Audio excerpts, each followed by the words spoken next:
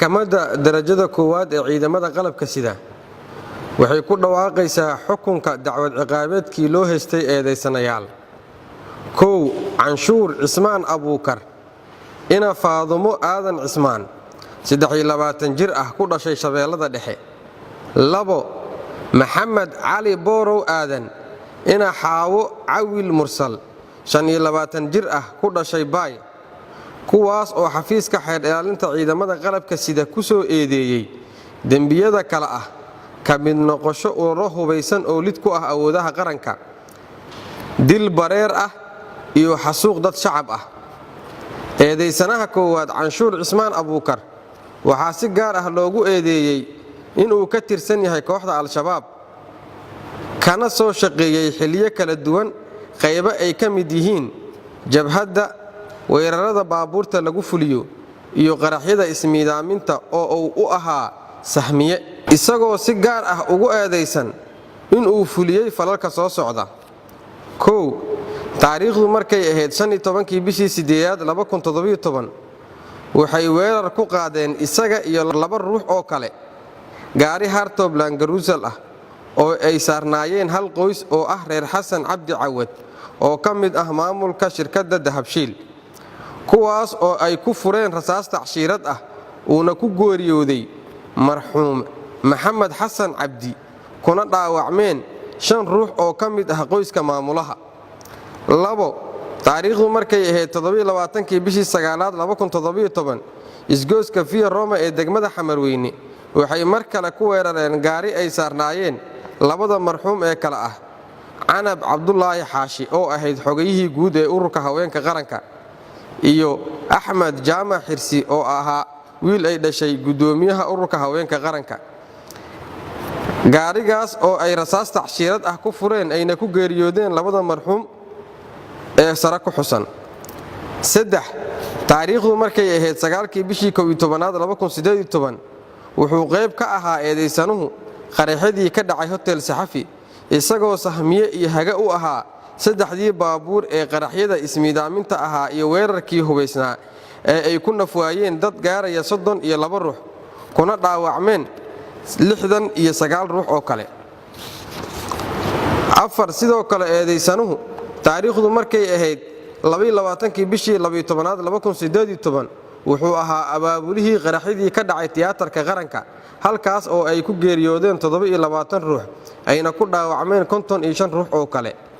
iyadoo ciidamada amnigu ay ku soo qabteen kadib markii uu uga degay gaariga labaad ee saarufka ahaa taalada daljirka daahsoon, gaarigaas oo isagana qarxay ayna ku geeriyoodeen marxuumiin ay ka mid ahaayeen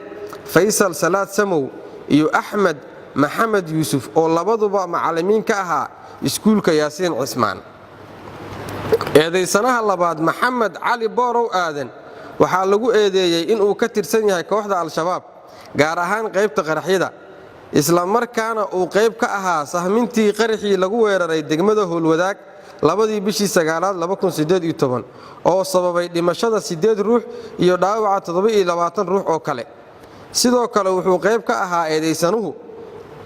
isaga iyo eedaysanaha koowaad qaraxii ka dhacay tiyaatarka qaranka 22 bishii 12 2018 oo ay wadeen gaarigii labaad ee ku qarxay agagaarka daljirka daahsoon. Dood dheer kadib maxkamaddu markay aragtay qiraalka eedaysane Canshuur Cismaan Abuukar uu ka hor cadeeyay garsoorka inuu ka tirsanaa kooxda Al-Shabaab kana soo shaqeeyay qaybo kala duwan oo ay ka mid tahay weerarada lagu fuliyo baabuurta, asagoo qayb ka ahaa weeraro ay ka mid ahaayeen weerarkii 15 bishii 8 2017 degmada Hodan lagula beegsaday gaari Hartoob Langaruusal ah oo ay saarnaayeen hal qoys oo uu ku geeriyooday 1 ruux kuna dhaawacmeen 5 ka mid ah qoyskii gaariga saaraa. Sidoo kale eedaysanuhu wuxuu sheegay in uu qayb ka ahaa weerar lagu qaaday gaari saaruf ah oo marayay isgooska Via Roma degmada Xamarweyne 27 bishii 9 2017 oo ay ku geeriyoodeen 2 ruux ee saaraa gaariga. Sidoo kale eedaysanuhu wuxuu garsoorka u cadeeyay in uu ahaa sahmiyihii weerar iyo qaraxyo lala beegsaday 9 bishii 11 2018 Hotel Saxafi weerarkaas oo ay ku geeriyoodeen 32 ruux kuna dhaawacmeen 69 ruux oo kale iyadoo ciidamada amnigu ay soo qabteen kadib markii uu ka degay gaarigii labaad ee ku qarxay 22 bishii 12aad 2018 agagaarka daljirka Dahsoon qaraxaas oo ay ku geeriyoodeen 2 macallin oo ka tirsanaa iskuulka Yaasiin Cusmaan markay aragtay maxkamaddu qiraalka eedeysane Maxamed Cali Boorow Aadan uu ka horbixiyay garsoorka hortiisa kuna cadeeyay in uu ka tirsan yahay kooxda Al-Shabaab gaar ahaan qaybta qaraxyada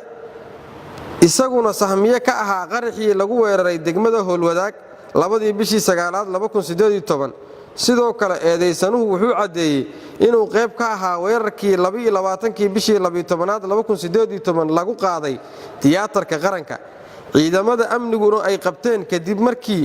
uu ka degay gaariga labaad ee ku qarxay agagaarka daljirka Dahsoon markay dhageysatay maxkamaddu markhaatiyaashii la horkeena midna ay u weydiisay marag furkooda waxay maxkamadda ka hor cadeeyeen in ay dad shacab ah u sheegeen in labada eedeysana ay ka degeen gaari ay dhigeen agagaarka daljirka Dahsoon sidaasna ay ku qabteen intii ay wareysanayeen oo qarxay gaarigii ay ka degeen qaraxaas oo sababay dhimashada 3 ruux oo 2 ka mid ah ay ahaayeen macallimiin iskuul markay aragtay maxkamaddu dambi muujinta ah dukumiintiyo ay ka mid yihiin cadeymihii iyo qiraaladii laga qoray eedeysanayaasha liiska dadkii ku geeriyooday kuna dhaawacmay qaraxii iyo weeraradii lagu soo eedeeyay eedeysanayaasha sawirrada muujinaya burburkii ka dhacay qaraxyada iyo weerarada lagu soo eedeeyay markay dhageysatay maxkamaddu doodii qareenada oo ahayd in eedeysanayaasha loo naxariiso loona eego sifaalaha dambiga fududeeya maadaama ay yihiin dhalinyaro la maran habaabiyey sidaa darteed maxkamadda waxaa u caddaatay in dambiile shabaab Canshuur Cismaan Abuukar iyo dambiile shabaab Maxamed Cali Boorow Aadan ay wada yihiin dambiilayaal galay dambiga lagu soo oogay waxayna maxkamaddu ku wada xukuntay dil toogasho ah ciddii aan ku qanacsanayn xukunka maxkamadda waxaa u furan raacfaan وبالله توفيق